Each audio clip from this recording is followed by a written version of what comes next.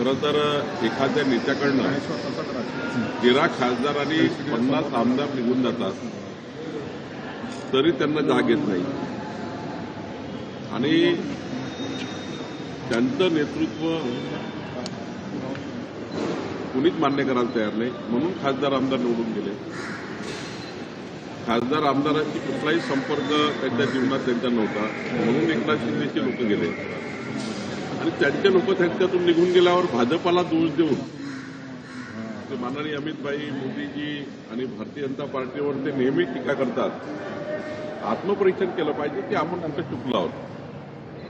जर त्यांनी आमदार खासदारांना योग्य वागणूक दिली असती तर ही परिस्थिती महाराष्ट्रात नसती. राहिला प्रश्न 2019चा, गद्दारी केलीच झालीच त्यांच्याकडनं. त्यांनी सरळ सरळ भारतीय जनता पार्टीसोबत निवडून आले आणि या महाराष्ट्राला गद्दारीचं जे गालबोट लागलं ते उद्धव ठाकरेंनी लावलं आहे. त्यांनी त्या ठिकाणी सुरुवात केली गद्दारीची. त्यांनी जर तेव्हाच भाजपाची गद्दारी केली नसती तर या महाराष्ट्राचं वेगळं चित्र असतं. आणि त्यामुळं खरं तर आता आपला दोष लोकांवर देणे आणि असे भाषणं करत राहणे, मीडियाचा वेळ आणि महाराष्ट्राचा वेळ घेणे, त्यापेक्षा एक चांगला विरोधी पक्ष म्हणून काम करता आलं असतं, करता येईल. उद्धव ठाकरे निराश आहेत आणि हे असं बोलणं हे वेडेपणाचं लक्षण आहे आणि बिंडोकपणा आहे, अजूनही सुधरत नाही आहे. मला वाटतं अमित भाईवर टीका करून किंवा देवेंद्रजीवर टीका करून किंवा आमच्या पक्षावर टीका करून काही साध्य होणार नाही आहे. जी आज परिस्थिती आहे त्यापेक्षाही वाईट परिस्थिती होईल आणि आमच्याजवळ अजून त्या ठिकाणी जनमत वाढेल आणि उद्धव ठाकरेंचं जनमत हे रोज कमी होईल. या पद्धतीचं वागणं उद्धव ठाकरेंचं आणि कुठल्या घटनेला, ज्या घटनेला तेच जबाबदार आहे त्या घटनेला धरून बोलणे, महाराष्ट्राची जनता आता कंटाळली आहे. महाराष्ट्राची जनता उद्धव ठाकरेंच्या बोलण्याला कंटाळली आहे. आता महाराष्ट्राच्या जनतेला विकासाकडे नेण्याचं राज्य आहे आणि माननीय आमचे मोदीजी आणि आमचे देवेंद्रजी डबल इंजिन सरकार महाराष्ट्राच्या विकासाकरता काम करणार आहे.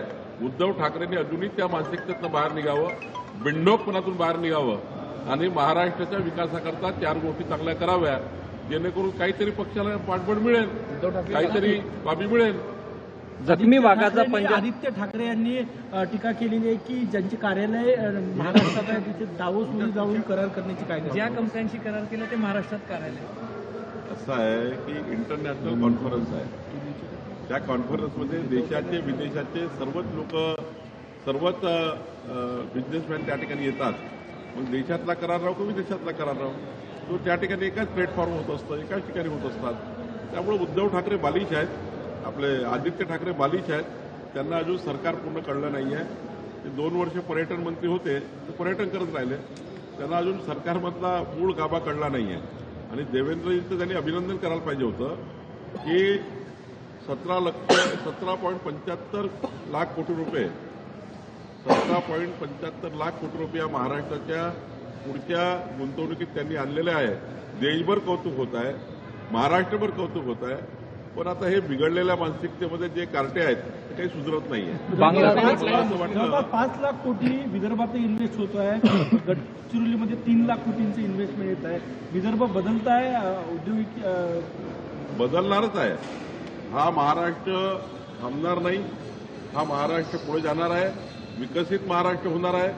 माननीय देवेंद्रजींच्या नेतृत्वामध्ये 14 ते 19 आणि आता हे दोन्ही सरकार ज्या पद्धतीने चालले, मधात एकनाथ शिंदे सरकार, या महाराष्ट्राच्या विकासाकरता हे सरकार आहे. विदर्भाला जे आतापर्यंतचं मागासलेपण होतं ते विदर्भाचं मागासलेपण गडचिरोलीपासून बुलढाण्यापर्यंत, मग ते इरिगेशन सेक्टरचं असो, औद्योगिक सेक्टरचं असो, हे सर्व मागासलेपण दूर होणार आहे. जखमी वाघाचा पंजा काय असतो हे जखमी दिलेले आहे.